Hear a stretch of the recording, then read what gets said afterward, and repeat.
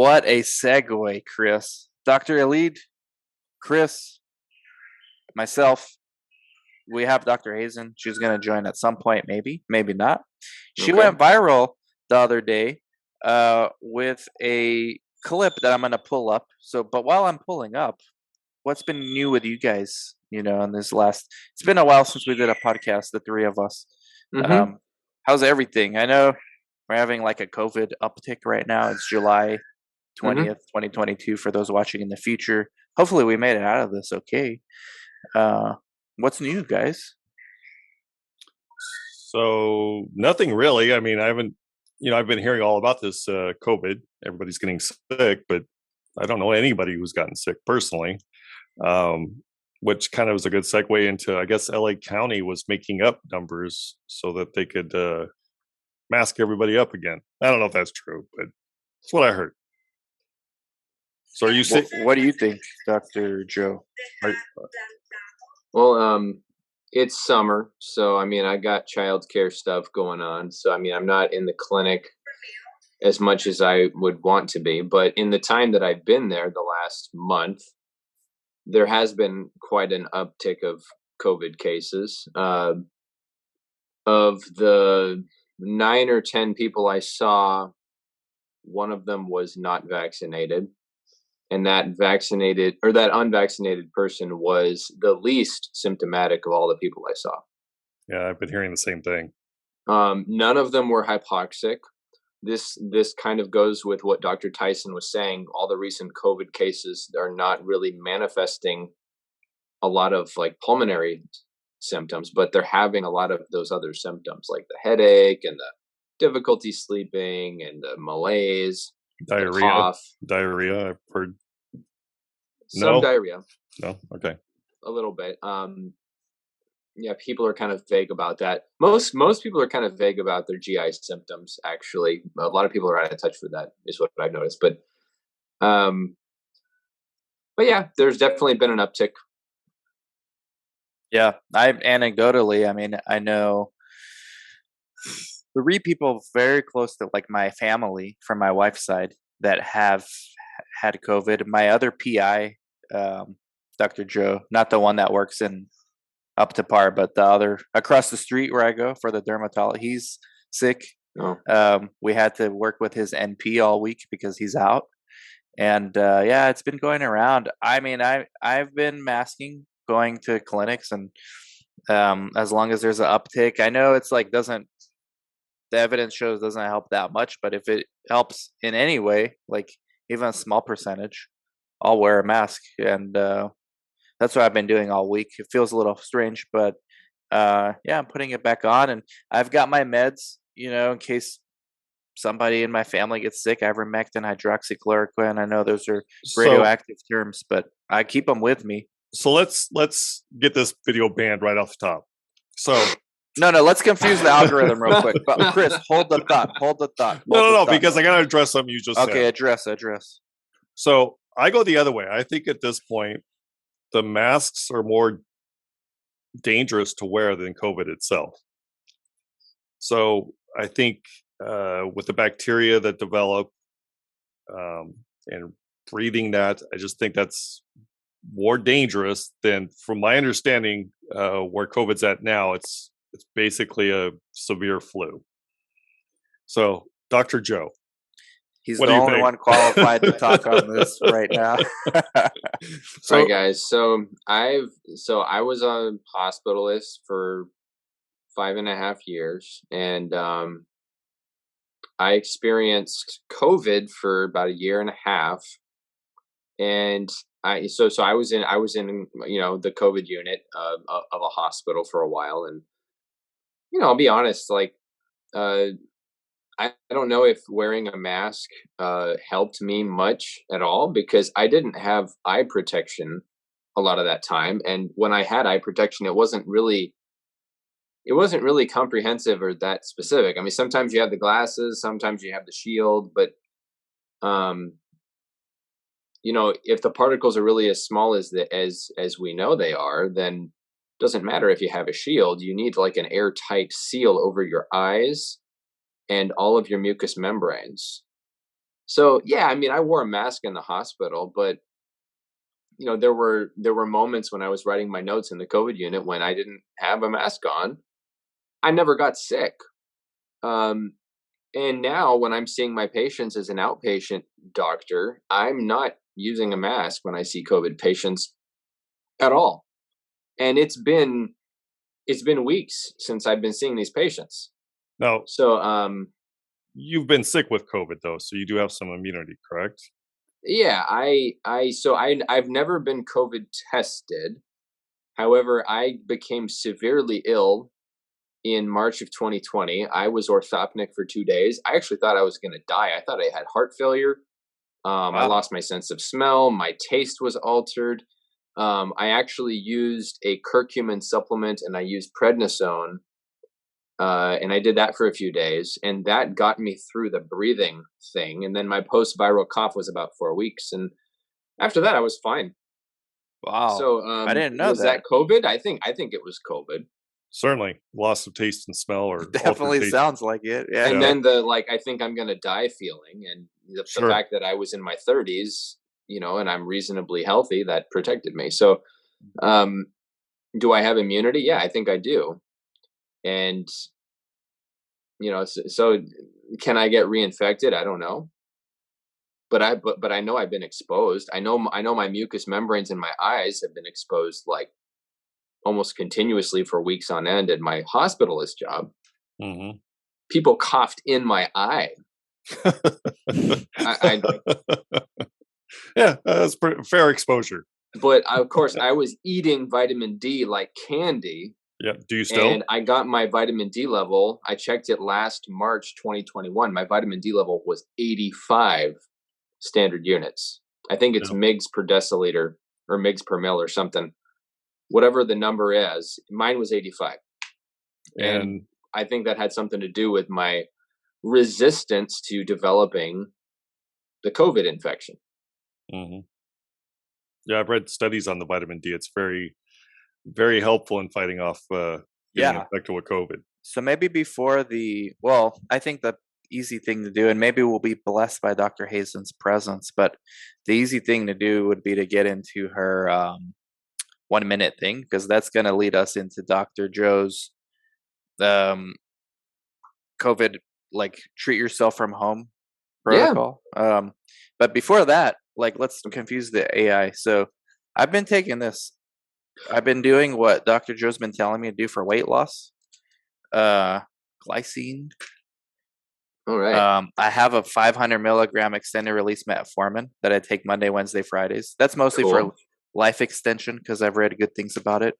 And then I've been checking my glucose, like with all this stuff. I changed some variables to see like what happens. Like I ate a cookie last night to see how high it goes. All kinds of shit I do on my stuff. That's probably the least radioactive word we'll have today. But yeah, I'm like getting really into this stuff, man. I've always been like into self experimentation. Chris will tell you that, but I'm like Absolutely. I'm really getting into it right now. And Dr. Joe's like a match made in heaven for me because I run ideas off of him and he gives me like science stuff behind it. Go figure. So what do you think about this weight loss supplement? We're not well, Dr. Joe's a doctor, but this is not medical advice, guys. Go see your healthcare professional. And with that being said, what do you think about the supplements that like that's your weight loss protocol? So like what's the rationale behind those things? Like just maybe very briefly. So briefly, chromium and vanadium are trace minerals, and with the use of pesticides in the last almost 100 years of our history, pesticides are kind of these planar molecules that are full of electrons, and they rip positively charged ions out of everything that they're around. So basically, the trace minerals in your food is severely depleted. So chromium and vanadium deficiency is a known association with type 2 diabetes, which is Mm. also associated with weight gain. So even if people don't have type 2 diabetes, um, there's anecdotal reports that I know of people taking chromium and vanadium, and in the small dose of 100 micrograms and 25 micrograms respectively. There's virtually no side effects, no risk, and some people report some weight loss. So it's a matter of, humans need a certain number of nutrients. Naturopaths indicate it's over 90 nutrients between minerals and fat soluble vitamins and other things that you need in order to be healthy. So, and chromium and vanadium in particular is relevant to type 2. So, just curiosity. So this is like, sorry, Chris. Sorry, go ahead. Are you aware of any side effects to taking chromium and vanadium long term? I was reading. No, okay. I was reading recently. I'm not aware of any. Okay. These are very small doses. Yeah, I mean, I'm sure if you took a high amount of them, you would probably develop some kind of a neurological issue if you took too much of any particular mineral. But these are very small doses. Okay. Yeah. Okay. All right. Thank you. Yeah, I was gonna say, like, so from the 5 that I showed, right? Chromium, vanadium, glycine, acetyl L-carnitine, alpha lipoic acid, coenzyme Q10. Would you say this one's like the most important one, or the least understood, or what? I just think it's one of the most ignored. I mean, I think in general, over-the-counter supplements across the board are going to be ignored by allopathic or Western medicine forever, because you can't patent natural substances. So there's no financial gain to it. Yeah, there's no financial benefit to it. So so you market a whole bunch of processed foods and you create a diet schema where people say, oh yeah, you need protein and carbs and you need a little bit of fat and then you need some fiber and you need some other things, but you don't really go into the micronutrients. You're never going to get health. You're going to get chronic issues, and then you're going to manage those chronic issues with drugs. Mm-hmm. Which is, no offense to the 2 doctors here, but that seems to be what's desired at this point by the industry. Dr. Hazen, you came at the perfect time. Perfect time. I can't put my phone properly, so I'm just going to be voice today. Just put it in properly. Doesn't matter. Look, check this out. We haven't even reacted to your video, so let's just start with that. Let's start with that. Where is it? Here we go. I have a few things to share too, but we have to start. Can you guys see my screen? Yep, I can see it. Okay. Can you hear? Let me know if you can hear. Can you hear her? No. Okay, hold on. I got a question for Dr. Hazen. Yeah, please. What happened to Hazen? I see Solika. Oh, sorry. You're right. That's my phone. Okay. Where I have to rename myself. Okay. My goodness. Sometimes we all got to reinvent ourselves. But speaking of somebody, so let's get into this. You should be able to hear it now. Can you hear it now? 100 survived. Yes. Yep. Okay, let's start. It's only a minute. This is a great intro for anyone that wants to learn more about Dr. Hazen. In a minute, this is it. She's blown up on Twitter since COVID. She's been the first one. Chris and I have been working with her for a while, but let's get into it. But let's do this video first. I'm getting too excited. Hold on. You've treated 100 patients and 100 survived. You've treated 1,000, 5,000, 10,000, and 10,000 survived. Well, let's follow that path, because that's the path of success. That's the path that says, wait a minute, this doctor did this and treated. Why are we listening to the doctors that have not treated COVID? For one thing, I see and hear all these doctors that are like, talking about COVID on television, and they've treated no one. I mean, step into my lab, pick up the phone, start treating someone whose oxygen is 77% at midnight, and then come and talk to me about treatment doesn't work. But until you've done that, you're not equipped to sail the ocean. You're not equipped to sail the ocean just because you've read a book on sailing the ocean. You need to have maneuvered the ocean on in the rough, deep sea to understand how to sail a boat. Reading a book's not going to help me, right? Wow. I mean, I watched that on Instagram yesterday, and I was like, I'm so proud to be associated with this woman. Dr. Hazen, That was amazing viral clip. Oh, thank you. Thank you. Yeah, that showed my little fiery mode. You got that passion. You can't fake it. I was telling Well, you and Dr. Elite have a lot in common, man. I was telling you about him yesterday. Yeah, I think what happens is you get tired of hearing noise, and you're the one doing all the work, taking care of the patients and listening to them and holding their hand and decreasing their anxiety because they think they're going to die because the media just scared them. And you're the one waking up at 2:00 in the morning when their oxygen drops. And you're the one that has to figure it out because they don't want to go to the hospital. So eventually your fuse is very short. And I think that's what you saw. I really try in my life to be very zen because I don't want to kill my microbiome. But sometimes it comes out, and actually that's probably good for my microbiome to let it out instead of letting it in.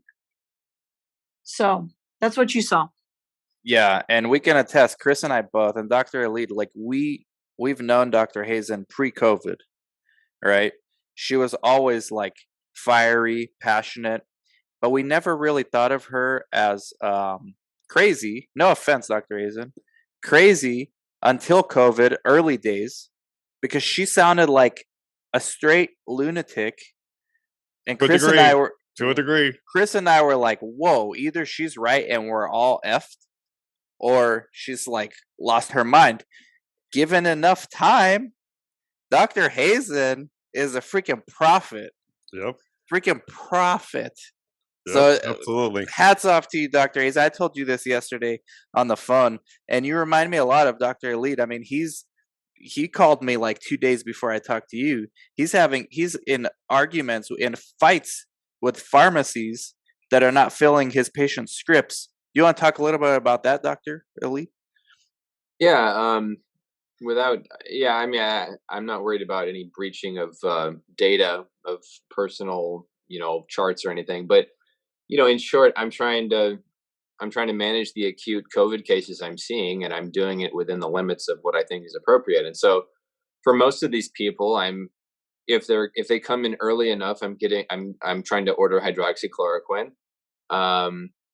For all of them, I'm ordering fluvoxamine for just 3 days, 50 milligrams once a day, very, very low dose. And then I'm also ordering weight-based ivermectin. Most people, I'm giving them 42 milligrams a day because that falls within that range that Pierre Corey noted to be effective. So I'm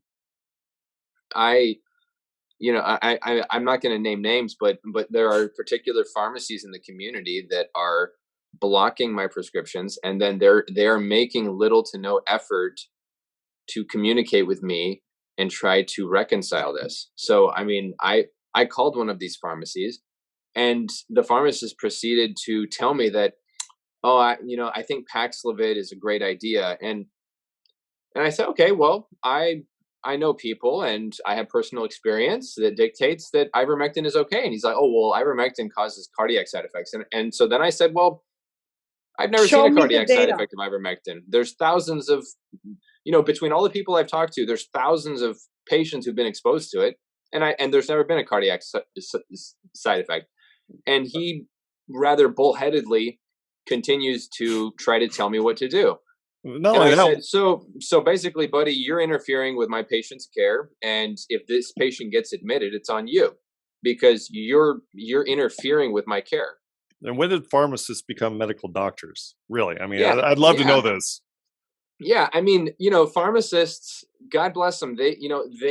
They're making sure that the stuff that guys like me are doing are safe. They're watching for rare side effects, interactions that I might miss. That's a major part of their job. One of their main jobs is toxicology. But this pharmacist was just a tool. And most of the pharmacists that are blocking ivermectin and hydroxychloroquine and fluvoxamine, they are tools. And as far as I'm concerned, they're mindless zombies that really should not be screening any medications, because if I had documented a helminthic infection and put ivermectin, he would have approved it, not because he would have been, thinking that I was trying to dodge him, but because I legitimately had put it there and there's a legitimate reason why it's there. He wouldn't have taken the time to call me. Anyway, yeah. And they don't seem to have problems using, or when doctors use other scripts off label, right? So they take no issue with those. Another major thing. So there's check this out, guys. So there's some Arizona bills that are worth talking about. So Senate Bill 1445, Chapter 283, and then also SB 1416 from the Arizona State Senate from the 55th Legislature. So basically, what these provisions indicate from, I think this was 2016 and 2021, or 2017 and 2021. Basically, providers are allowed to use off-label prescriptions as they see fit, and as long as there's some evidence that supports the off-label use, then they can do it, and that's what the state provision says. And so I mean, yeah, the pharmacist is within their right to block my scripts, but they're just hurting the patient. They think they're putting their foot down about an issue, but they're really just hurting my patient because the patient took time out of their day to schedule an appointment with me, and I'm trying to help them. And now they're not getting a drug that's very old and very safe. And if that person gets admitted, that's entirely on the pharmacist. Well, and here's the thing too, right? I mean, ultimately, you pay malpractice insurance to take care of these patients, right? So if something happens and you didn't take care of the patient properly and the patient ended up having a heart attack, the liability is yours, right? That's why you have a medical license. Yeah. And you pay for malpractice insurance, right? That's why we are so overlooked as physicians. Could you imagine if there was a heart problem on 42 milligrams of ivermectin that was reported? It would be all over. The antihelminthic dose is 200 milligrams once. Yes. Okay. And I'm ordering 42 milligrams for 3 days. So we're not even approaching the antihelminthic dose for a single day. So for these pharmacists to say, oh, there's cardiac side effects, they're I'm amazed that they got through pharmacy school if these things are coming out of their mouth. But also, show me the data, right? Where's the data? Show me the data that there's cardiac side effects. Well, Zero. that's it. So if there's no data, why are you talking? And I think at some point these pharmacists need to be held liable. Well, for interfering with healthcare and interfering with patients, in my opinion. So from what I've read, I'm sorry, real quick. From what I've read, it's the mom and pop pharmacies are filling these prescriptions. It's the larger chain pharmacies that are not. So they probably have some upper word, right? Executive telling them you're not to fill this. So they're just coming up with whatever they can not to fill it. They're getting funding from BMGF, Bill and Melinda Gates Foundation. Oh. You have that info? Is that hypothetical? Yeah, I'm just throwing it out there. Yeah, I don't have that in, but I mean, big corporations, if they're... Well, I mean, it's all controlled, right? All these venture capitalists own everything, right? I mean, it's a whole big market pool. That's the problem. The problem is when medicine became a business, and yes, we all agree it's a business. However, there's a difference between a business during regular times and business during a pandemic, when we are basically, looking at survival of humanity, and we have not gotten rid of this virus yet. So, this virus is mutating clearly because we're doing something wrong. So maybe we need to look back and say, maybe we need to come back to the table. Everyone, in other words, Bill Gates and Fauci and Peter McCullough and all these doctors and Pierre Corey and all these doctors to say, look, this is what we're seeing on the front line. This is what you believe in the lab and what you've done of your clinical trials. But why can't we have a middle part? Why can't we basically come together and Because right now the world is divided between those that believe in early treatment and those that believe in vaccination, right? I mean, that's the reality. So if you're not vaccinated, you're anti-vaxxer. If you don't believe in early treatment, then you're a zombie and a sheep, right? So the world is divided. There's no middle ground. And I'm going to challenge to say there is a middle ground. The middle ground is, both of them can coexist together. It's not like the email versus the post office, right? I'm sure when emails came around, the post office was like threatening the emails and saying, all sorts of stuff. But guess what? Both cohabitate together. Emails and post office are busy. So why can't we have, the world be accepting of some people want to get vaccinated, freedom of choice. Some people want early treatment, freedom of choice. Let's come together so we have peace again, because right now the world is in chaos. And unfortunately, when the world is in chaos, somebody can take over and start controlling. And that doesn't help humanity. That doesn't help survival of humanity. And that certainly doesn't even help that person that's trying to control, period. So because check this that out, person guys. is going to be a doctor. If you can, I wanted to get your guys' thoughts because this is a perfect segue to this. So fact check, okay? Associated Press, fact check. Reuters, fact check. First of all, no one's ever fact checked like, okay, a lot of claims that ivermectin doesn't work, but here's a fact check of some studies that show that it might. You never see that, but you see stuff like this. Social media users are citing a months-old study from Sweden to push the unproven theory that mRNA vaccines permanently alter recipients' DNA. Experts and study authors say the research is being misinterpreted. Here are the facts. If you get into the facts, it says we don't know whether it does or it doesn't because we've only studied it in mice liver cells. So they're not even saying it doesn't. They're saying we don't know whether it does or it doesn't. But you never see the opposite of that. Well, ivermectin might actually have effectiveness, early treatment. And look, if you want to see like how divided we are, if you want, like Dr. Hazen, she's huge on Twitter. Look, okay, let's ignore that the study then vax are safe and don't dare ask any questions. Somebody else said it's impossible for mRNA. Look at this person. This is an expert, a Twitter expert. COVID mRNA vaccines do not alter your DNA, since mRNA and DNA speak two different languages. Not to mention mRNA stays in the cytoplasm and DNA is in the nucleus. But I'd love to hear how you think it does. This person thinks she's a doctor. Yeah. Oh my God, that person needs to go back to genetics 101. Here, let's tag you. Let's tag is you. Created to repair DNA sometimes, so that's no. Yeah, Dr. Hayes, I'm putting you in this.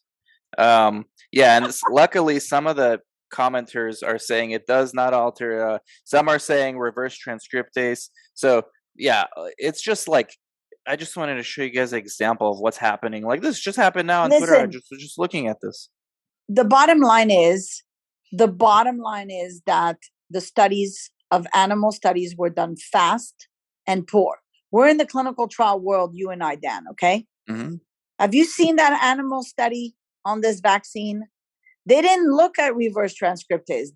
We have the technology right now to look at before and after vaccination to see if there's a genetic component that's being affected. Let's look at the genes to see if they get affected before and after vaccination. Let's look at the microbiome before and after. Before you start vaccinating the whole entire planet. Because if you're wrong, you have just finished humanity.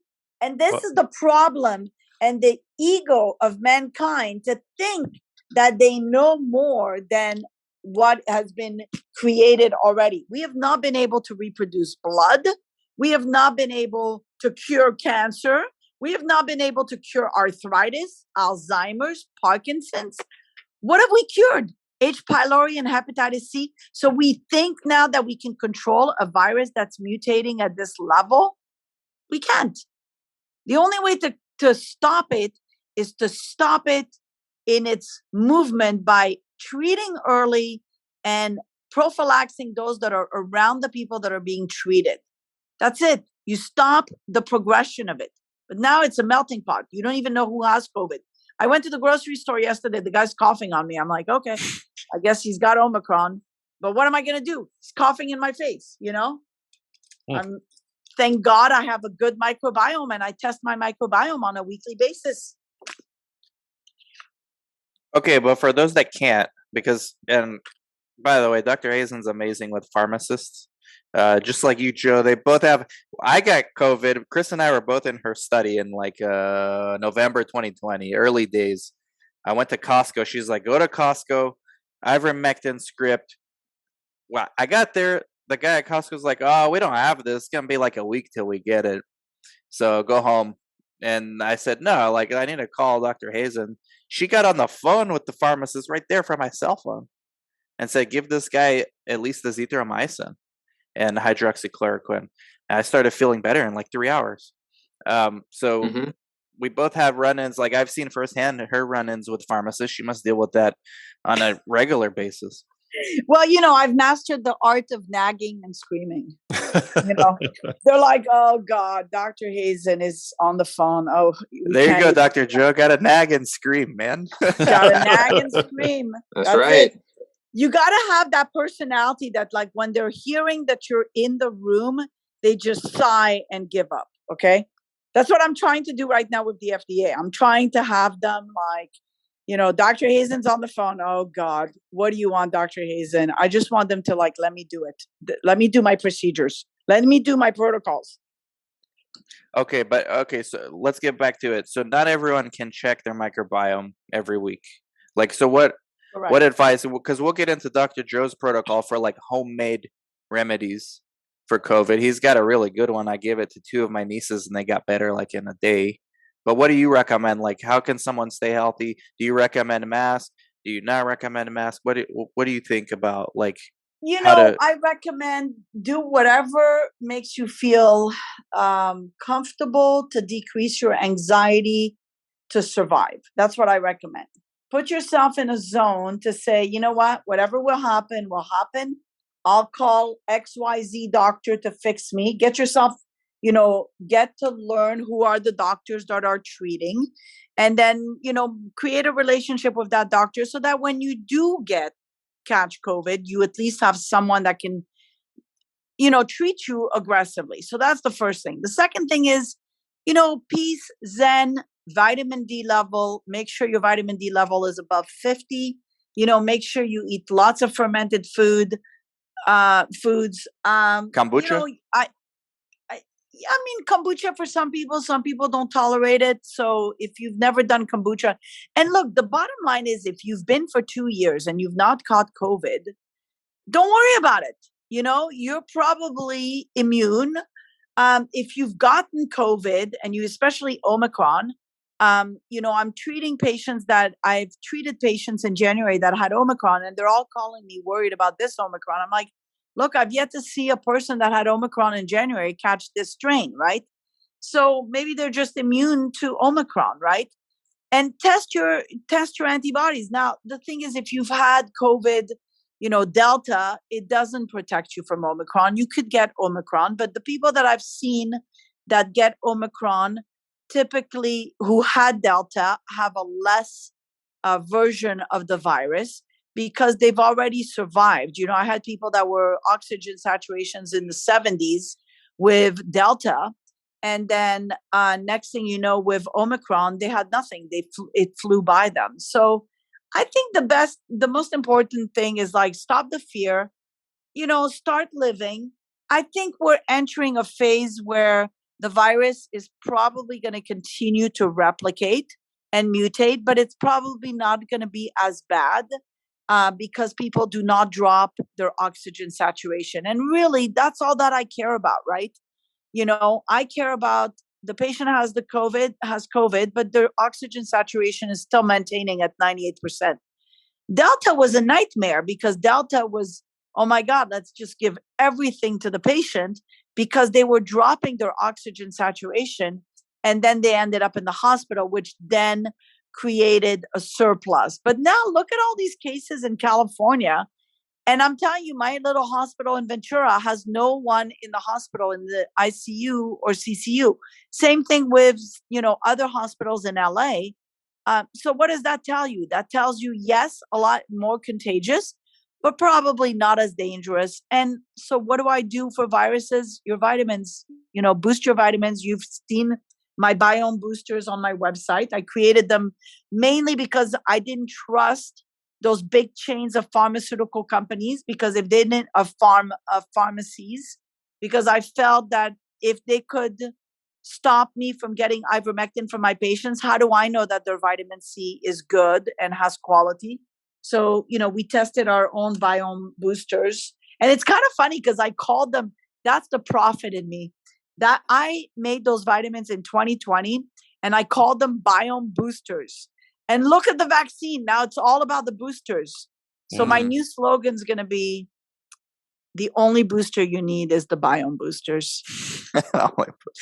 Wow. That will do well. Salesman. Dr. Joe, your at-home remedy's pretty good, anecdotally. Like, you want to just give a quick rundown of it? So, I've transmitted my protocol to many people. I would estimate around 30 people have used my protocol and have dodged hospitalization because of my protocol.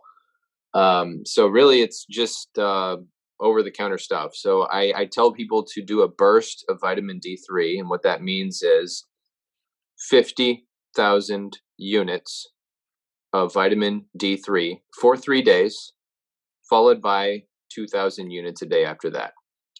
Nobody will overdose on this.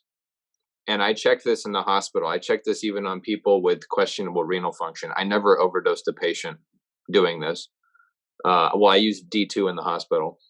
I also tell them to take a little bit of vitamin C. During Delta, I did tell people to take vitamin C until it gave them diarrhea. And I specifically wanted to do that to just flood their, I just wanted to maximize their absorption and then tell them to back off just to get that vitamin C into their body. And I would also do zinc, and it doesn't have to be a specific amount of zinc. I just tell them just get some arbitrary over-the-counter zinc and just take it, and eat apples and eat green onions at some frequency every day while you're taking the zinc once or twice a day. You're gonna absorb more of the zinc that way, and that's the quercetin in those foods that get the zinc into your cells that shuts down COVID. So that what I just described was Zelenko's protocol. That's the bare minimum that you need to get people through this, especially if you're dealing with pharmacies that are going to be butting heads with you about the therapeutics that we know work, the cheap drugs that cost pennies. Now there's extended versions of the over-the-counter protocols. People will say, oh, take a baby aspirin, take melatonin. That's fine. I don't universally give people aspirin just because if I'm meeting a patient for the first time and I don't know their bleeding risk, I'm not comfortable telling them to take a baby aspirin because I don't know if I'm going to make them bleed. But people that want to experiment and people that know the risk, guys, it's a case by case thing. Yeah, take your aspirin, for the 30 days after you get infected, just like Dr. Tyson and Fareed say. Melatonin also has activity against the thrombotic side effects. And there's K2 and there's vitamin A. I don't always say vitamin A because people can overdose easily on vitamin A because some of those supplements have too much and you can get a lot of side effects from overdosing of vitamin A. So then I don't put the things in there that can cause side effects because I'm more concerned with adherence and getting people the bare minimum so that they don't get hospitalized. So that's why I'm not doing the 15 things that are absolutely good. I'm giving them the bare minimum that they need to survive. So lysine and arginine are two other things that I also tell people to take, which are well tolerated and generally don't kill people. So, Chris, we're in the presence of greatness, between Dr. Elid and Hazen. there's not much we can say. What do you think, guys, the end game of all this is? Like, if we can speculate a bit. I know Dr. Hazen, like, you used to sound like a lunatic. Now So you sound like somebody we need to follow. I actually wanted to go there a little bit with that. And I would just add to that question, conspiratorially speaking, I've read a lot about people fear the vaccine in terms of putting something in your system that's altering DNA, and potentially there's a long-term goal here. Do you have any insight or thoughts on that as well? Not to get either of you in trouble. They Well, both are already in trouble. so I think Dan called me a prophet, because at the beginning of the pandemic, I said, isn't it interesting that they're going to vaccinate everyone? And in clinical trials, they're not excluding these people that are getting vaccinated. So when we do clinical trials on a new product for arthritis or psoriasis, and God forbid something happens to the person with the vaccine, from the vaccine, which is still an investigational product, right? Investigative product. Yep. Then which one is it? Is it the new drug with psoriasis, or is it the vaccine that caused? Because that was my question at the beginning. I'm like, what do you mean you're not excluding patients that are vaccinated? You can't give two investigative products, right? Yeah. And every sure study. enough, and Dan thought I was crazy back then because I asked that question. And now, Dan, what are they doing in clinical trials? Yeah, they started excluding. Most of them still allow it, but I've seen some now where they started to exclude vaccinated people. Recently vaccinated. Yeah, because I did a study. So at the beginning, when all this was happening, and my patient got vaccinated, and then she was on an investigative product, and then next thing you know, she developed complete atherosclerosis of her aorta. So I had to put it that it was the investigative product that she got, but it could have been the vaccine too causing it, right? From what we know now with clots and things like that. So guess what? The sponsor that, was not very happy that side effect ended up on him when this was potentially a vaccine issue. Yep. It's messing with other people's money now, other drug companies. It's messing exactly. So do you think there's going to eventually be like, they did a poll recently, I don't know the numbers, but they polled a bunch of Americans who had their first and second boosters, maybe even third, I don't know the details, and they said, will you continue to get boosters? And the vast majority said no. And these are already people who got vaxxed, double vaxxed, whatever you want to call it. They're saying no now. Yeah, because a lot of them got COVID and they're pissed. Listen, the doctors in the hospital that all got vaxxed and then all of a sudden they're catching COVID. Well, it doesn't matter that you're telling them, well, you didn't end up in the hospital, so aren't you glad that you got vaxxed?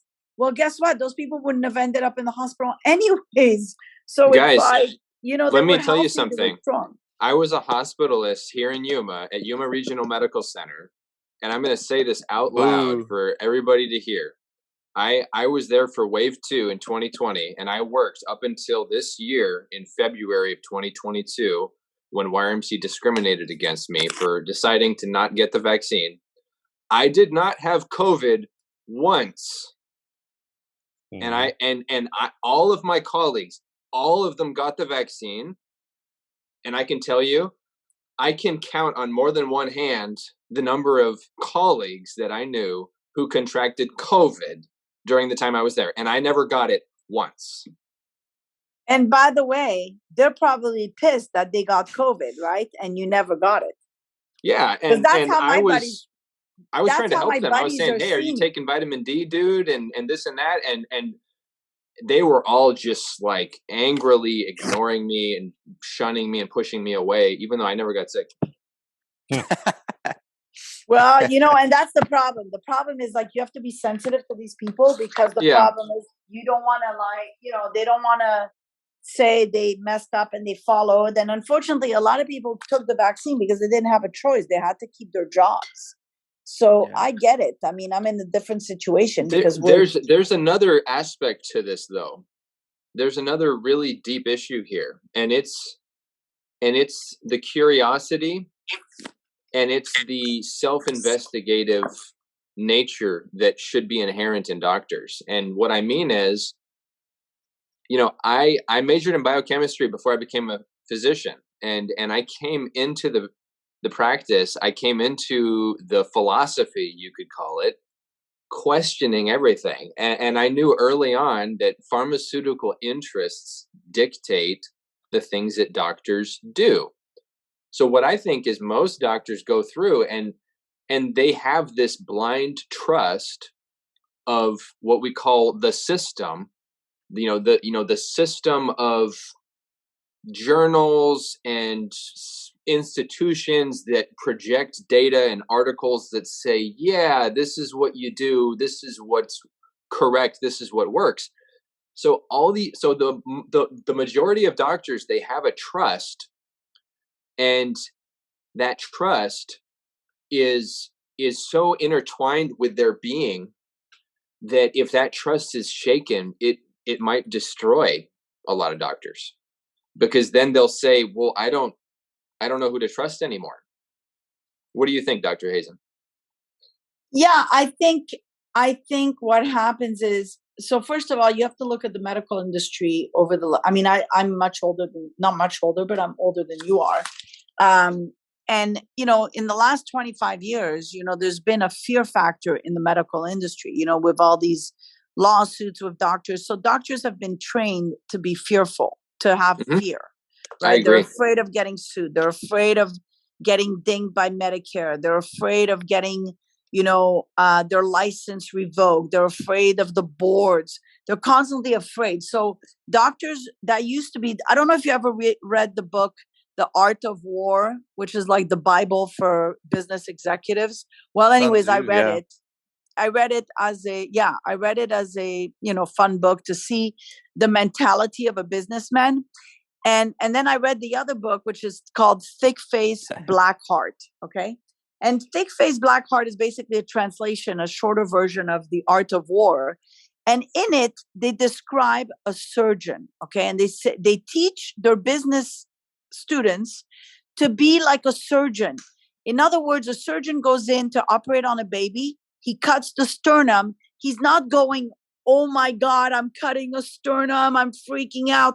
He's going in, he's cutting the sternum with a thick face and a black heart, because he has to dissociate himself from the fear of killing the baby. And think about it, as physicians, if we were fearful, if every time I was doing a colonoscopy, I was fearing perforating, I would 100% be perforating my patients, right? Exactly. So that's exactly right. We have to be to a certain level, that personality that people are like, oh my God, she's so arrogant. Well, it's not arrogance, it's confidence. You don't want a doctor that's like shaking their hand and not confident. You want a doctor that's like, this is the way it is, take it or leave it, okay? Because then our jobs as physician is to instill confidence in patients, to hold their hand. If the patient is scared and the doctor is scared, you're going nowhere. You're blind leading the blind. So the doctor's role is to give confidence to that patient. The one big job that I did this whole pandemic was to tell my patients, you're going to be fine, and warrior up, you're going to survive, right? And even my husband, who's a cardiologist, he'll always say, if patients are anxious, that's when they get worse with their heart attacks, right? But if they feel like they're in good hands, the doctors got their back, they do a lot better. So now what has happened in the last 25 years since I finished, med school, is basically doctors have been fearful. They've made you scared. If you don't document in your EMR, you don't get paid. If you don't do this, you lose your license. If you scream at a nurse, you're getting reprimanded for anger management. So it's all about fear, fear, fear. And then unfortunately, that dropped the confidence of doctors.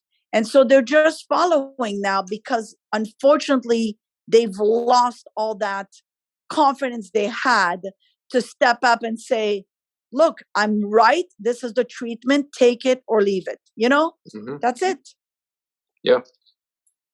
And ultimately, it's a patient-doctor relationship. We've lost the patient-doctor relationship.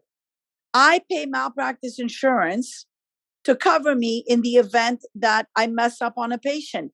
But even if I mess up on the patient, if I have a discussion with the patient and I try to save him, the patient's not going to fault me for trying to save them. But they are going to fault me if I don't do anything. They're not going to come back to me if I don't do anything. And I think that's the world we live in right now with physicians is basically this fear factor, fear of getting sued, fear. And so nothing is getting done. Patients are not happy because they feel like their doctors are not listening because they're doing nothing. And so the healthcare is lost, in my opinion. And Dr. that's Hazen, not only in America. America used to lead. Now we're down. I remember learning just with litigation, liability issues with doctors, the biggest factor is transparency. So, and transparency is connected to so many things. One of which is informed consent. So when you start a medication on somebody, you say, there's a lot of side effects to this. These are the major ones I'm aware of, but there's side effects that are unpredictable and you could have these, and the pharmacist would be able to give you more information. So when you tell them that, they're going to be more understanding than if you say, yeah, it should be fine, and then if they get a side effect and then you don't address it and you act like nothing happened, like that's a big deal.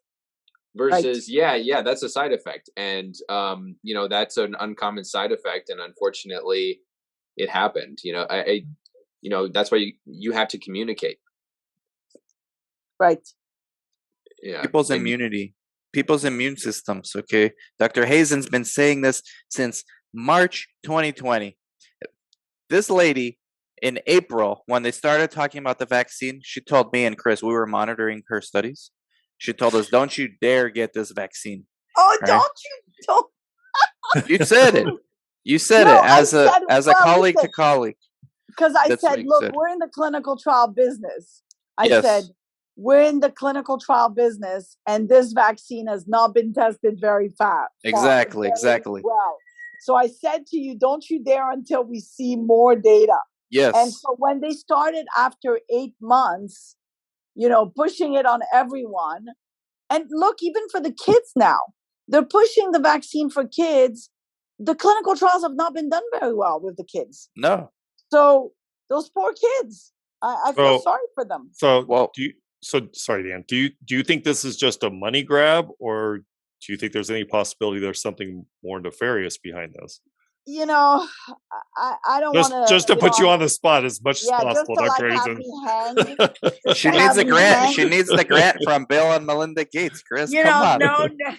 Dan, I'm trying to stay alive, guys. Okay, I have to discover microbes for Parkinson's and autism. So I got to stay alive. So we got this is a crazy podcast. Joe's got some Bill. What are you holding up there? So this is the first Pfizer document that came out. Like when the FDA and Pfizer and everybody was fighting about Pfizer's data being released. Do you guys remember that? Yeah. Oh yeah, definitely. Now, do you remember reading about what the mortality rate of Pfizer's injection actually was?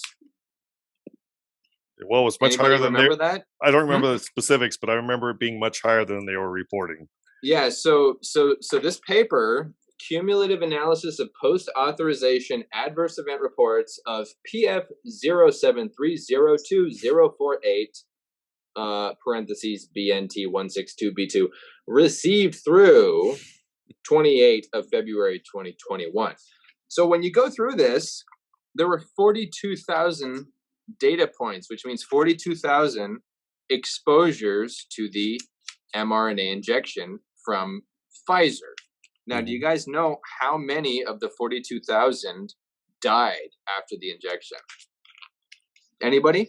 I thought it was like 1,800 or something like that. It was 1,200. Okay, yeah. Well, so let's make that a percentage. Okay, 1.2 to 42. Okay, so 2.4 to 84. That's almost a 3% mortality rate. Mm-hmm. For an injection. And COVID itself was less than 1% or around 1%. For everybody. Yeah. For like the entire populations. Maybe you could argue, let's say COVID has a 1% mortality. Let's just make it 1%. Mm-hmm. The mRNA injection, the lower dose, the Pfizer one, according to this paper released by the FDA, indicates 2.8%. So that's almost 3 times the mortality risk to get this injection than to just contract the illness. This video ain't never airing. You guys like music? Well, this is available. I mean, you can download this thing. So where I was going with the story of Dr. Hazen being a prophet initially seemed like a lunatic. The only reason I didn't dismiss you was because I knew you already for years, Dr. Hazen. But like, if I were brand new to you, I'd be like, this lady's insane. But you're a prophet. I am kind of insane. I'm playing with poop, okay? Let's be real. Yeah, you are playing with poop. And your studies were amazing. But anyways, where I was going with this was the whole, like, you're big on this too. It's going to lower your own natural immunity. Do you still, like, now that we're like 2 years into it, what is your new opinion on immunity is something immunity is something you build, right? It's something in a bottle or box that you do every 3 months. It's something you build. So if you listen, my approach in life and medicine in general is this. If I give my body a enzyme for instead of my pancreas working, and I give it an enzyme to digest my food, well, my pancreas is going to get lazy and it's not going to secrete enzymes because it's saying, oh, you know what? She's going to give me enzymes. Why do I need to work? Then next thing you know, your pancreas gets shut down, right? Same thing with your colon. If I give my colon laxatives constantly, then next thing you know, my colon doesn't need to work because why does it need to work? I'm about to give it a laxative every day. So I've made my colon used to taking laxatives. And then pretty soon people need to have their colon resected because they've taken so many laxatives, right? Because the colon doesn't work anymore, right? Because you've made it lazy. So it's the same approach. If you make your immunity lazy, if you're, obviously, let's talk about 2 different group population here. We're not talking about the overweight, the old people that are diabetic, that are, have multiple comorbidities. We're talking about the young, healthy athletes, okay? That you assume they have an immunity based on the fact that they're jogging and they're playing soccer, etc., right? So those people taking a shot every 3 months, in my opinion, is just weakening their own ability to keep their immunity going. And we're seeing it. We're seeing it in those people that are catching COVID and are, I have one of my friends is a hospital ER doctor. And the guy's in amazing shape. I mean, skydiving, rock climbing, no past medical history, no medications, amazing. Everybody in his family lives to 100. So he's got good genes on top of that, right? And possibly good microbiome. And, 3 shots. And he nearly died from COVID and he had I think he got 3 shots. And he got COVID and he couldn't survive it. Okay. But we treated him and he was fine. But here's a case of this guy should have been fine. Right. And you wonder if dropping his immunity with the vaccination got him to become so bad. So we have to be very, careful, especially when you see more and more everybody that's got a lot of people that got vaccinated and boosted are having 1 and 2 cases of COVID. They're not getting, and then it's not only COVID, they're having Epstein-Barr virus, they're having CMV, they're having shingles, they're having the tinnitus, the ringing in the ears.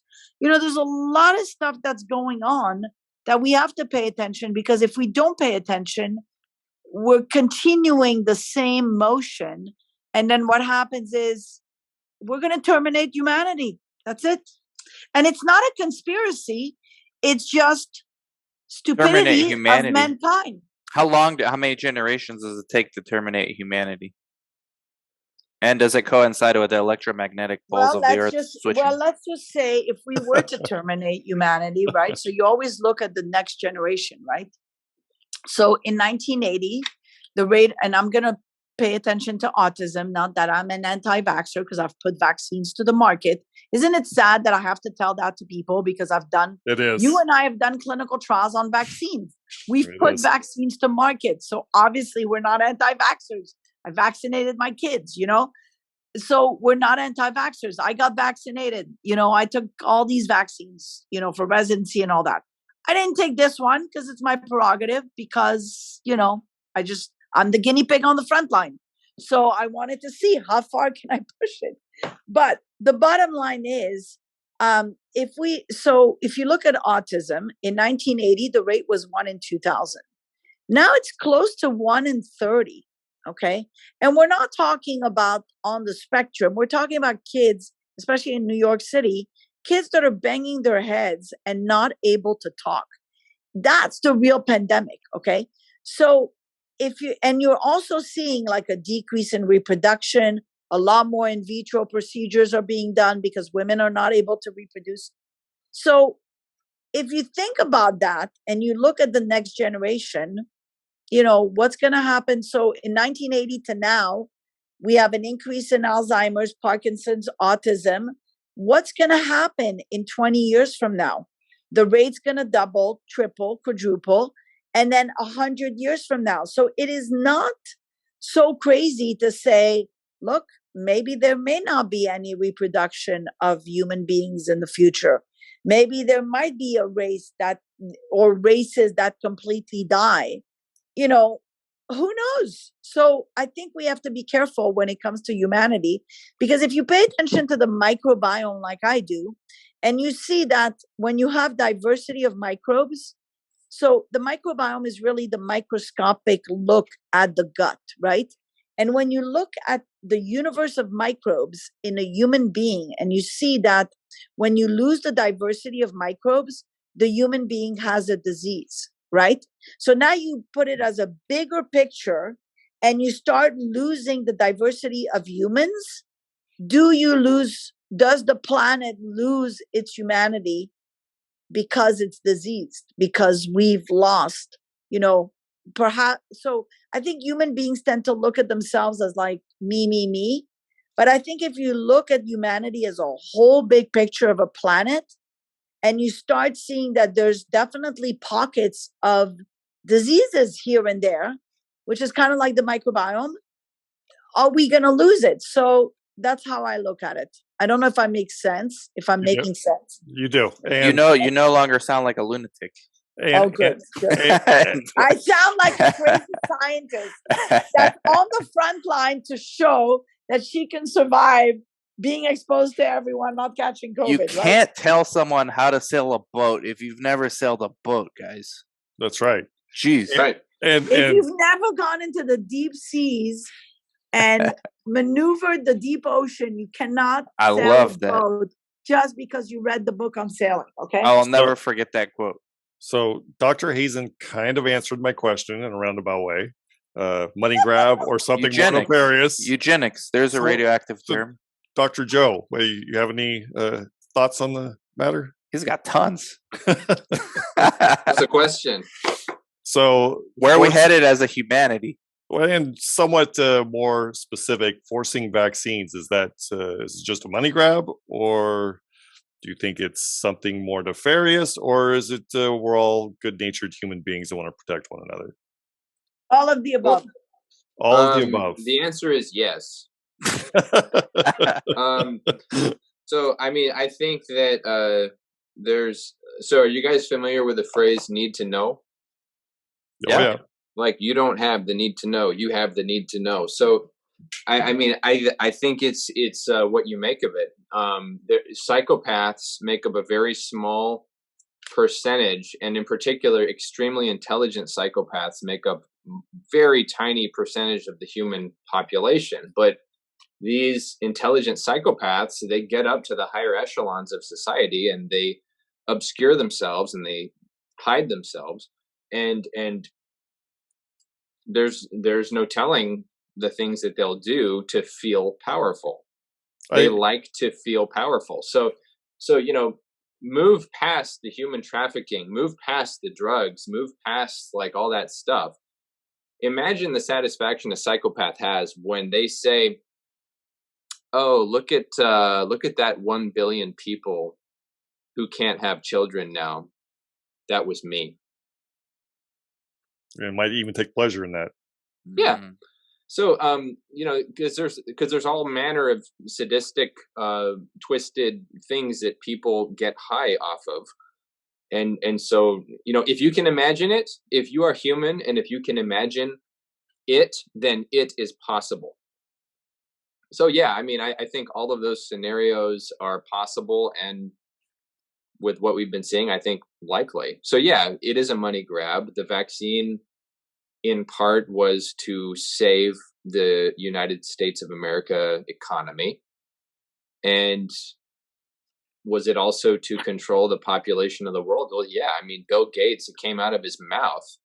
We need to control the world's population with better vaccines. It came out of his mouth. Yep. So I mean, you can't twist the words and re-edit it and say, "Oh no, you didn't understand him." No, that's what he said. Dr. Hazen, we like to trick, and thank you guys both for your time. We're going to wrap up, but we like to trick the algorithm. This is not going on the Clinical Trial Guru channel. It's going on me and Chris's podcast, which is more open. And I would like to quote some poetry in the form of Wu-Tang Clan. The dumb are mostly intrigued by the drum. So what we do, we react to music. And since you're the only one, Dr. Hazen, who's not on video, you will be the guest. You select a song that you don't think we've ever heard, and we'll react to it, and we'll splice it up, and we'll interject our sound bites into it from the video so that the algorithms can never block this. Or should not ever block this. Okay, so you want a song from me? I want a song that you love that you think we've never heard. That I've been listening the whole pandemic? No, any song you love or like that you think we've never heard. Well, that could be I don't know, the whole pandemic. That could be a good kind of segue into the conversations. Yeah, just try to surprise us. All right. See our reactions. That let's see. So this is how we get our message across. And Wu-Tang Clan was right. While Dr. Hazen's thinking, I just want to corroborate something that Dr. Joe had said.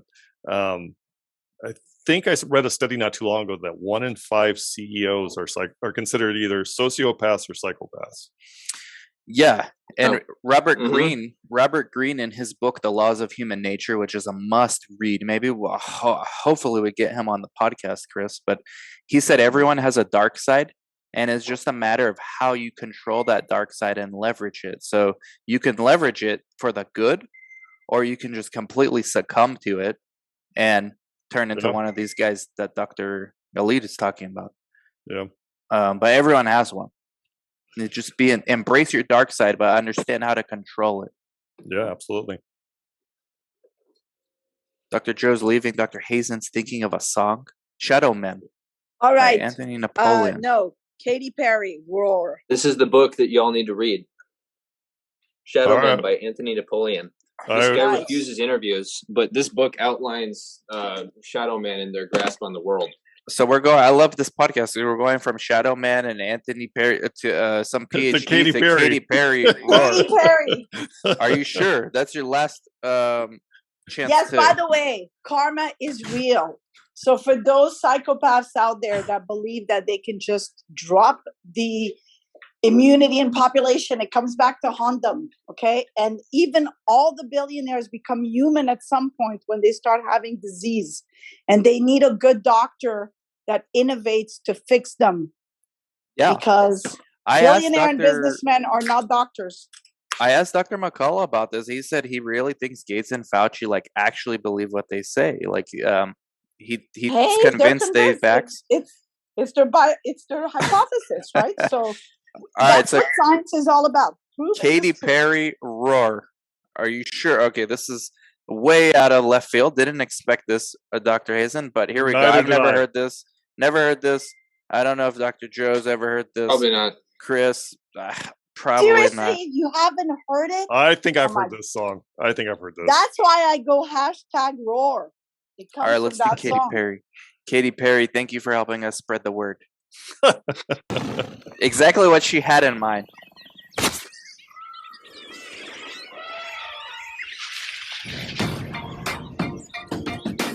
Oh yeah. Come on, you guys have heard this song, no? I'll tell you in a bit. I don't know Oh, yet. that's I used to bite my tongue and hold my breath, scared to rock the Oh yeah, of course. I've heard this. But I haven't seen the video though. So why'd you pick this song, Dr. Hazen? What's going It's on me. here? It's me during the pandemic. Keep going. Listen. Oh, to this it. is you. Oh, okay, I get it. vote and make a mess. So I said quietly, agreed politely. I guess that I forgot I had a choice. I let you push me past the breaking point. I stood for nothing, so I fell for everything.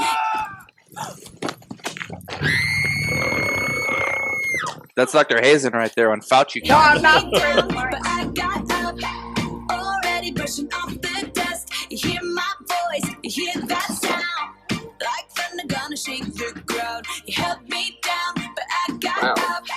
Get ready, cause I've had enough. I see it all, I see it now. I got the eye of the... Yes. Dr. Hazen said pause or what? You want to No, pause right go. now? That's That's sorry. that's her favorite part right there. I'm known for Yeah, that's pausing in the okay. worst times. Sorry, that's a sorry. reference to another song. I have the yeah. Yeah, Eye of the Tiger with the little Go, rocky go theme. back. Okay, I okay, got it. let's Go, go back. start. Let's go back. I'm a horrible reactor. I see it now. I got the eye of the tiger, the fire, dancing through the fire. 'Cause I am the champion, and you're gonna hear me roar louder, louder than a lion. 'Cause I am the champion, and you're gonna hear me roar. Now you can stop it. So that's my Yeah. feeling. That's basically every time I'm driving and I'm like pissed off because I find out, Bill Gates tried to kill my hydroxychloroquine paper, then my ivermectin. Now he's getting into the microbiome world. So I'm like, roar. Hashtag roar. Rare. I like that. Dr. Hazen, amazing. You're going Thank to you be for. hearing me roar. Wow. I mean, I'm speechless. After, we'll make that one go viral too on TikTok, and we'll tag Katy Perry and everything. Awesome. So Well, thank you. All right. You had heard that song, right, Dr. Joe? No? I think I've heard it once, maybe twice. It Okay. sounds vaguely familiar to me. Yeah. Okay. He was too busy reading Shadow Men. It's going to be his new favorite song now. He's going to be joining me. Oh my God. What a good episode. Maybe we'll end it with Shadow Man. What do you want to say about this one? So that book, because I haven't heard of that. Yeah, so Anthony Napoleon, he's a psychologist, PhD guy. He talks about kind of how, there have been, there's just been evidence of shadow men in society from, since even way beyond the inception of our country, talking about the origins of feminism. The tobacco industry created modern feminism. That's right. I read that story. Yeah. Did you know about that, Dr. Hazen? No, Yes. I hadn't heard that either. What? Yeah, I heard just that. read that. And actually, the United States fought terrorism from the beginning of its inception. So even after the Revolutionary War, we had terrorists, and they were from the Barbary states, the 4 pirate kingdoms in northern Africa. So they were terrorizing us even since then. And 50% of Africa still has slavery, and it just has all of these interesting facts about the world that we don't usually find palatable or teach in schools. They leverage human nature for mimetic, like we're attracted to mimesis. Then that's how the feminist movement started, by trying to sell more cigarettes, and they used women, empowered women. Hey, I'm independent. I could go smoke while I'm walking through a parade in Manhattan. And then it basically went viral back then. They didn't have TikTok, but it went viral, and they started selling more cigarettes, and it became cool for women to do that. It became empowering for them to smoke. They're interesting. And that book sounds super interesting. I'll definitely be buying it. Yeah, it's probably like $400 on Amazon. Dr. Joe reads expensive books, man. It's $30. It's $30. $30 on Amazon. Okay, that other one by Ken White, that's an outlier. Okay. That one is an outlier. Dr. Hazen, we appreciate your time. Dr. Joe did send us one more song he wants us to react to, but I understand if you have to jump off. No, I'll listen. Oh, I wanna wow. hear his thing. Let's do it. Let's do it. I'll hear his thing. I'm right now. Guys, I'm guys, signing I a like whole bunch weird of charts. music. I mean, the music I like is a little weird. So there's no lyrics to this at all. This is electronic music. So if we see Dr. Hazen's Zoom screen and go blank, we know she got bored with it. But let's see. Because she doesn't sit around to, like, if she's not interested, I know Dr. Hazen, right? Am I right? I'm listening because I'm interested, but I'm also signing charts. So I'm doing two things at once. Got you. Okay, let us be your all my entertainment. PI oversight, I'm doing it at the same time. That's why I don't have a screen, because I'm trying to do two things at once. Let us be your entertainment while you help humanity. Here we Perfect. go. Starn by Dead Mouse. Saturn, right? Yeah. Let me share. Let me share screen. This is gonna be great. The algorithms are gonna go crazy. They have no clue what's happening right now. Like Katy Perry to Fauci to reverse transcriptase to Bill Gates to Saturn. Sorry. Here we go. Yeah. This one. Like a lot of electronic music, it has a build up, so you got to be patient with it. Patience is my middle name.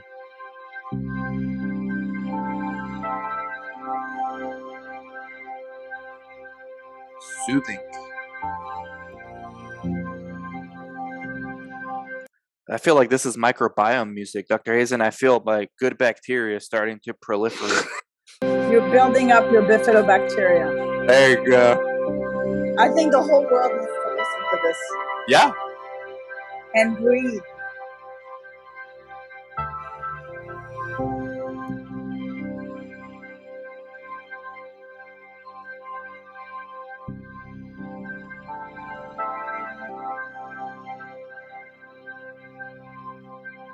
I think this is Dr. Joe's way to brainwash us. We're staring at these arbitrary code.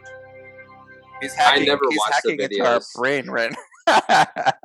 I never watched it. I just like listening to it when I'm doing work, when I'm reading things, doing stuff. I appreciate this. It's like mood music, like kind of like in the background, but also does something to you, elevates your like Dr. Hazen was saying earlier about avoid anxiety. You know, it's important.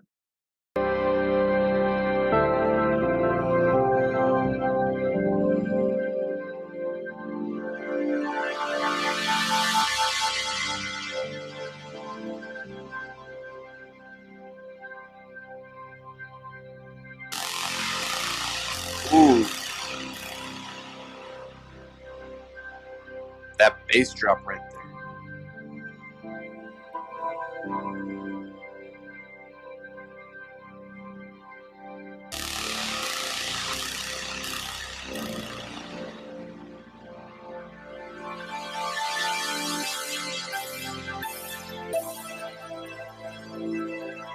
I think we just made Dr. Hazen's pen move from CS to NCS right now with some, just that bass, that jolt right there. Dr. Hazen, you feeling this? Yeah, I basically put a lot of late note entry. That's what I'm doing right now. Late note entry. And guys, the beat hasn't even been dropped yet. This is mind-blowing. This is more mind-blowing than having that conversation about mRNA long-term effects on humanity.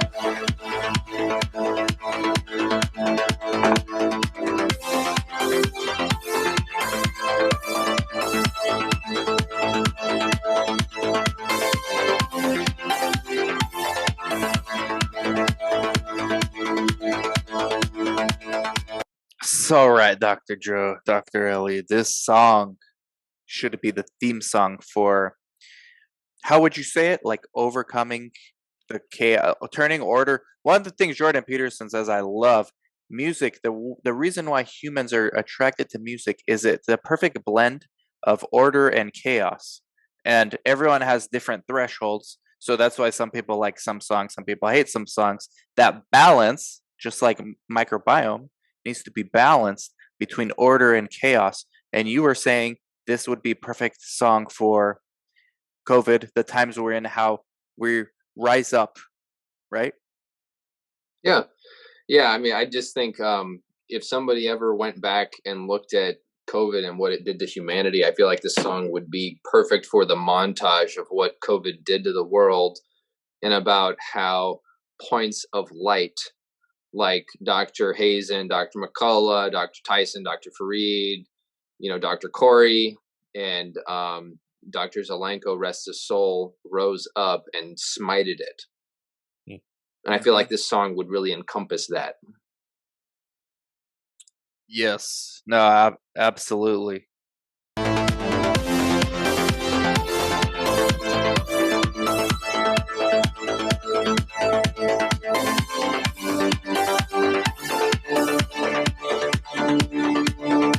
Like Dr. McCullough said, historians will record.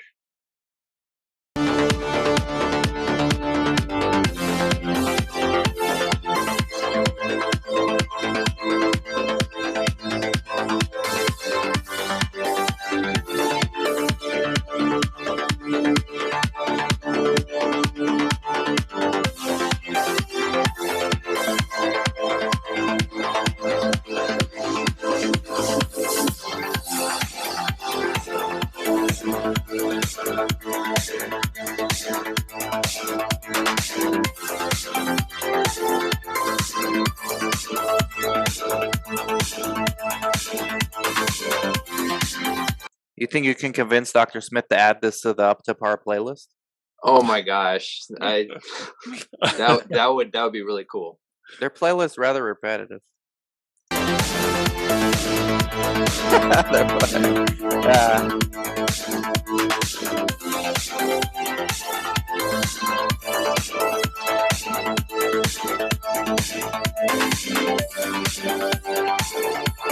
Dr. Hazen at Progena Biome Labs, do you have a playlist playing music in the background? Serious question. Yeah. When the patients are not around, I definitely have my playlist. You just heard one of my songs. They're all about that. The other what one about is like when they are John, around? What? What about like elevator music, like when they are around? Do you have any thoughts on like con music? Nah, although I probably should. I always said the problem with this, the world right now is really the music is not the way it used to be. Remember when we used to have songs of, I don't know, you're not that generation, but Que Sera, Sera? Yeah, good feeling songs. Good microbiome song. Yeah. Que Sera, Sera, whatever will be, will be. Yoga song. Yeah, made you feel good. Meditation. Yeah, made you feel good. Now it's all like, I want to kill myself kind of songs. Little Radiohead, never hurt anybody. I take care of a lot of these producers, and I always tell them the music. That's true. Dr. Hazen doesn't. Shout out to your daughter, okay? Thank you. You want to give her a shout out? You put me in a room to monitor. We're not supporting the music right now. We're supporting the mission, which is basically back to peace. And by the way, when you were talking about when you were talking about Peter McCullough, I call Yes. him every so often when I'm frustrated with something that was said or done in the media. You know, like for example, my Twitter account was locked because of the fact that I posted my hypothesis that was published recently in Frontier. And this was a hypothetical paper that I published on ivermectin and its mechanism on the microbiome. And that was basically, I got locked out of Twitter because of that. And they called it misleading information. So I called him and I was all frustrated. And he's like, listen, don't worry about it. You're on the right side of history. Keep doing what you're doing. You're on the right side of history. And I don't know if it's like, you know, motivating me to continue so that, because he knows at some point I could quit and just go on an island and retire and escape this whole sanity. Because I always say, you know, the whole pandemic, I was like, Noah's Ark looks really good right now. Think about it. I've got, you know, I'm in the clinical trial business and I've done the clinical trials on hydroxychloroquine and ivermectin. So I've got a whole, you know, arc of ivermectin and hydroxychloroquine for the rest of my life. So I don't really need to put myself out there, but I feel like I need to because we need a reset. Yeah, no, my favorite quote of McCullough is historians will record. It's so simple, but it just slaps so many people in the face, like all sides. Boom, just pimp slap you by McCullough, Dr. McCullough. Historians will record. And yeah, this is right. And by the way, this algorithm's going to be so confused because I don't know what it's going to do, but it's going to get aired, which is our goal. I just talked to him. What did he say? I Does he just want to talked react? to him. Have him come on. No, I just talked to him like about an hour ago. Okay. I'm And, you actually know, he's curious what he fighting- likes music-wise. I'm not sure. Probably classical music is my guess. I don't But know. I think it's like left field. Maybe like some Radiohead. maybe. I'll ask him next time. Yeah, next time. But basically, he's fighting, you know, with Baylor. He's fighting with the American Board of Internal Medicine. And he's like, are you being hit by the American Board of Internal Medicine? And I'm like, no, I don't have time to fight with those guys. Me, like, if people want to fight with me in legal, I mean, I'll drag it for the next 100 years. So he said to me, he goes, yeah, you're probably right. I should have just taken that letter from Baylor and just dragged it on instead of wanting to settle it. I'm like, yeah, you just delay till like they're exhausted and they've spent all their money with lawyers. Mm-hmm. People want to solve things to get it off their plate, but what's the point of solving? I mean, you're still, you know, he would have been practicing at Baylor and that's it. But he's better where he is right now. He's a warrior. He's a hero. He's just a great guy, and I'm very proud to be, you know, working with all those guys that are, you know, have, you know, guts. Really, that's what it takes. It's guts. Well, whenever, like, history shows, whenever you're in like a polarizing moment in history, like there's always the need for a scapegoat so that the greater crowd can be, even if it's temporarily, appeased. And it usually turns out those scapegoats were unfairly persecuted and they end up being the heroes later when given enough time. So we're not going to be see persecuted then, okay? So just get that out of the way. We're not going to be persecuted. We're just going to do good research and we're going to show the data and we're going to convince all those scientists that we were right and we were not crazy. Because that's what it's all about. Yeah, well, you guys are the doctors. You know, one of the benefits is not getting into med school. I don't got to worry about any of that. And thank God I have your dad on my team. Oh, Pops gets down. Oh my God, I'm getting to publish. So the other day, I sent him a paper and I go, okay, there's another one. It's really controversial. And he goes, well, if it's not controversial, what's the point of publishing it? I go, you're right. Wow, that's where I get it from. Back to Dead Mouse. He goes, science is about challenging the narrative. If we all write the same data, it's not fun. And think about it. If everybody wears white, then the person wearing blue doesn't, you know, if everybody wears white, the person wearing blue gets noticed. So it's good to be controversial. And at one point, it was controversial to say the world is round and that the earth is not the center of the universe, and those scapegoats got persecuted later. We respect, they're heroes. So yeah, I mean, that's what science is. Yeah, not only that, but it's not science if there isn't a challenge to what people tend to believe. I mean, just to accept it is not science. And by the way, in about, I'm guessing probably about a year or two, Joe's going to be going to that pharmacist that didn't want to write ivermectin and going, oh, look at that. Ivermectin is used for cancer. Oh my God. 42 milligrams was nothing. And guess what? We have this video to document. Because ivermectin is a fermented product of a bacteria called Streptomyces, which is in the same family as bifidobacteria, which is in your probiotics. Which is in kefir. I think I drank some ivermectin. Which was in my hypothesis paper, by the way, guys, that got me locked out of Twitter. It was too much true for them. Streptomyces. I didn't know that, Dr. Hazen. That's really cool. That's crazy. Wow. That's my hypothesis paper that was published on Frontier.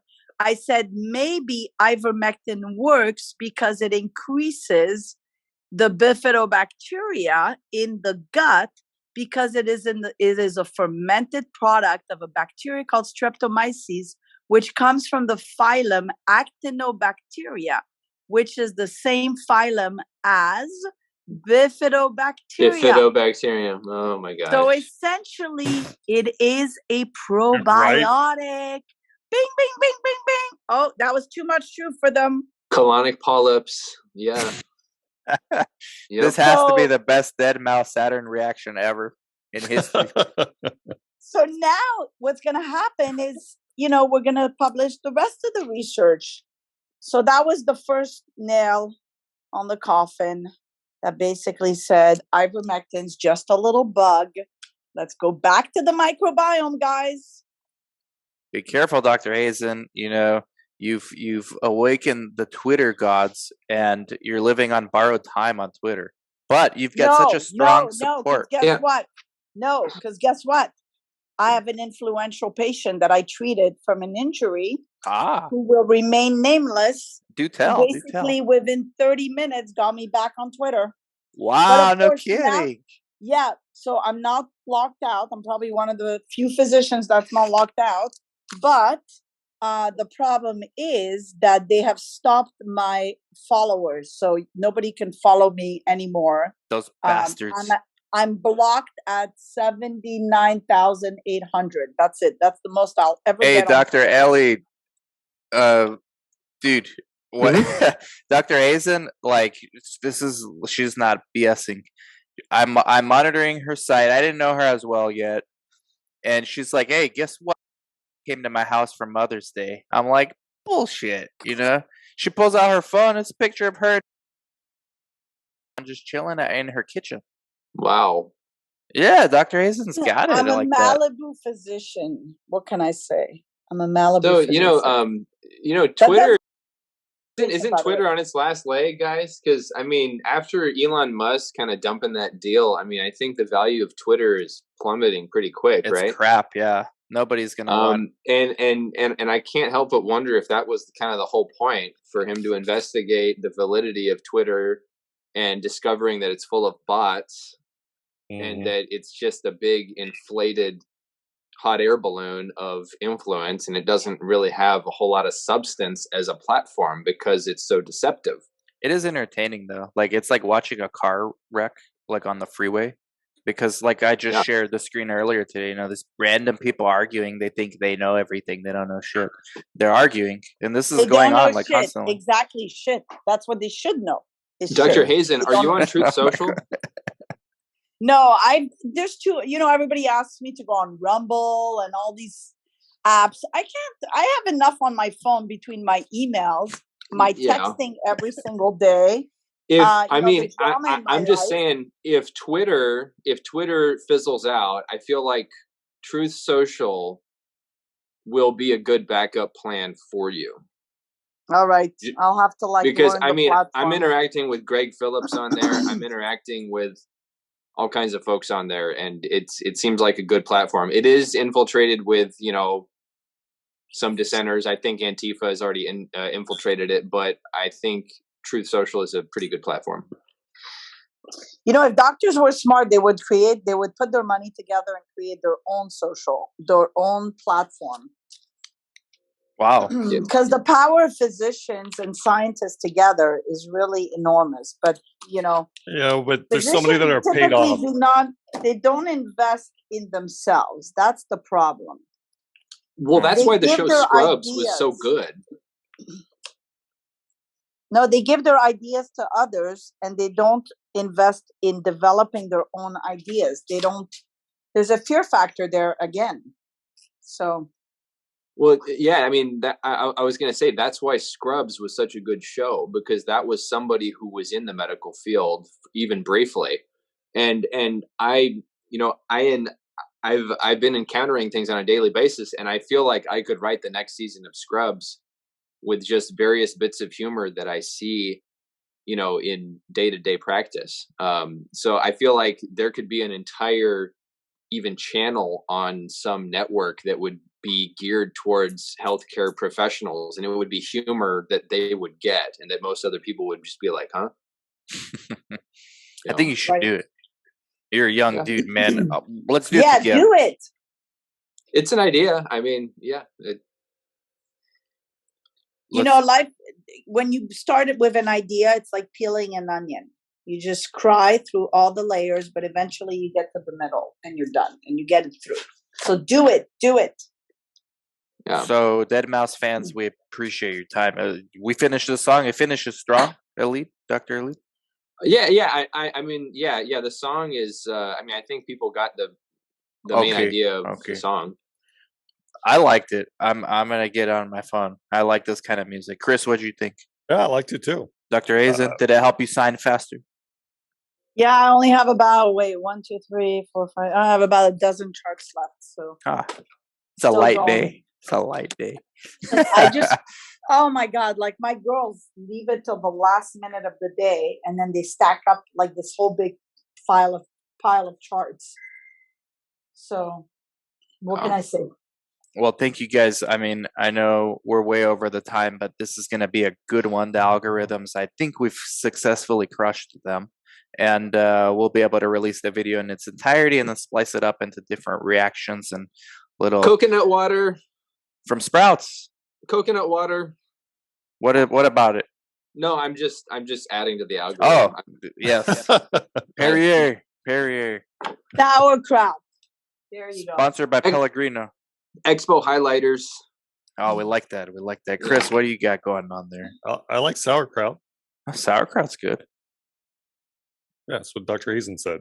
Oh, Dr. Hazen. It'll help you survive COVID. Her book, Let's Talk Shit. Amazing book. I gave it away. I gave away my copy to Pat Stone, the FDA. Oh no, I gave my copy to Dr. Elite. I bought Pat Stone a book. Everyone I run into that has questions about this. What you think, Dr. Joe, about this book? Like, honest review. The author's on, but don't hold anything back. Like, tell her the truth. Tell me the truth. I mean, I got to get through the last couple chapters of it because I've been reading about 10 different books at the same time, but the style of writing is so fun and easy to absorb. I mean, it's almost like I'm reading a microbiome, but it's like for my brain. Very nice. That's a good compliment. So I just like I mean like I just love this. Number 2, you are constipated. Like, but keep in mind, some of us are daily poopers and some of us feel lucky to poop twice a week. Everyone is different. Even those who poop several times a day are rarely unhealthy.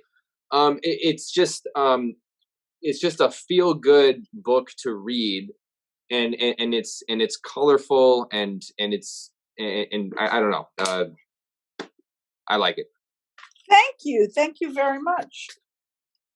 Awesome book. Everybody go get it. Chris, any final thoughts as we wrap up?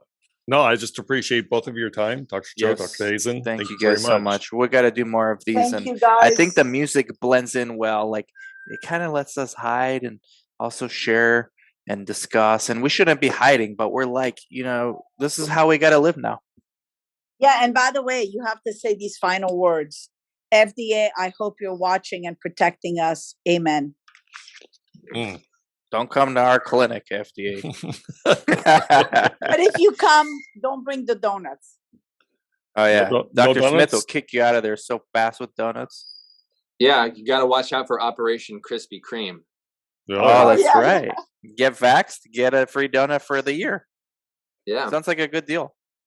Yeah. Yep. All right. Thank you, guys. Like, subscribe, Pleasure. comment, Bye. share.